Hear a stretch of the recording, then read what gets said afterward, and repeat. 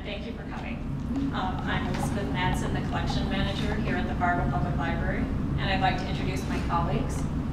Megan Kruger, Public Services Supervisor at Lake Agassiz Regional Library, Moorhead, and Diane Fink, Program Coordinator at the West Fargo Public Library.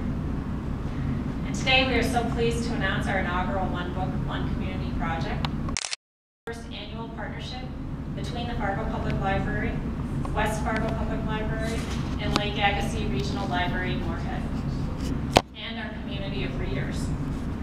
Together we serve a population of over 170,000 people, and today is a celebration of the first joint project between our three public libraries and the communities we serve.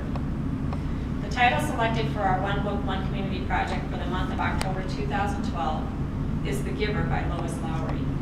And I'd like to invite Megan to share more about the project at this time.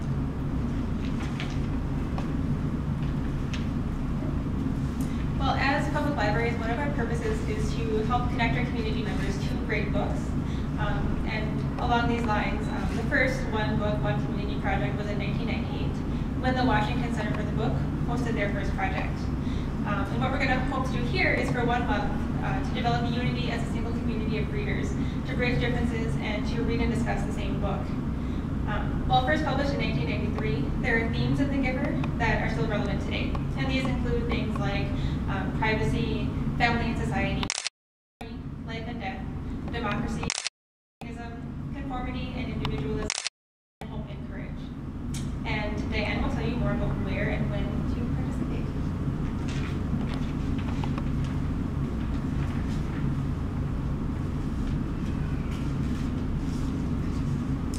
We would really like to invite the whole community to join us during the month of October, Giver by Lois Lowry.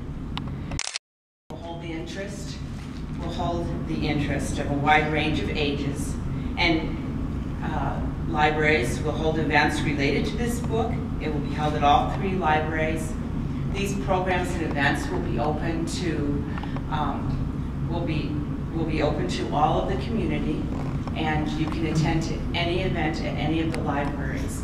A free copy of The Giver will be available while supplies last at area libraries, and for a complete schedule of all of our events, you need only to go to fmarea1book.org, and you will see a complete listing of all of the events, or even if you go to any of the area libraries, they have complete listings that they will, of course, give out to anyone interested.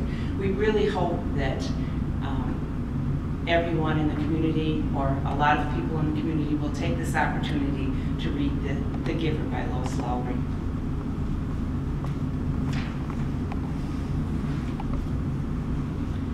So we especially want to thank the Friends of the Fargo Public Library, including Bob Jansen, who's a member of the Friends, and the Friends of the West Fargo Public Library for the financial support of the project, Paul Kegel and the Valley RC Flyers for their radio-controlled airplanes event, Kendra Binger for her presentation on memory loss, Don Duncan for leading the Dangerous Literatures panel event, and photo contest judges Raul Gomez, Wayne Gudmundson, and John Lamb. And again, we thank our community of readers for their cooperation and involvement in our inaugural One Book, One Community project. And at this time, I would like to invite Ishika Gupta to read a passage from The Giver for the attendees.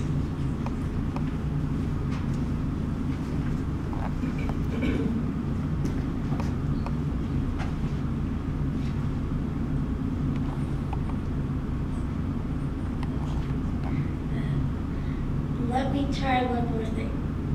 Look over there, to the bookcase. Do you see the very top row of books?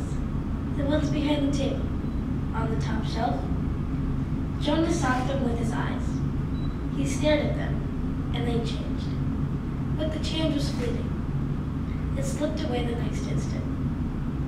It happened, Jonas said. It happened to the books, but it went away again. I'm right then, The Giver said. You're beginning to see the color red. The what? The Giver sighed. How to explain this? Once back in the time of the memories, everything had a shape and size, the way things still do. But they also had a quality called color. There were a lot of colors, and one of them was called red. That's the one you are starting to see. Your friend Fiona has red hair, quite distinctive actually. I've noticed it before. When you mentioned Fiona's hair, it was a clue that told me you were probably beginning to see the color red. And the faces of the people, the ones I saw at the ceremony, the giver shook his head no. Flesh isn't red, but it has red tones in it. There was a time, actually, you'll see this in the memories later, when flesh was many different colors. That was before we went to sameness.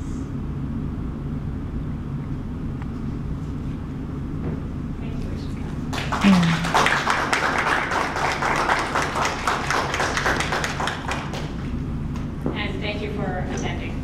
And Thank you, we will. Elizabeth. Thank you, guys.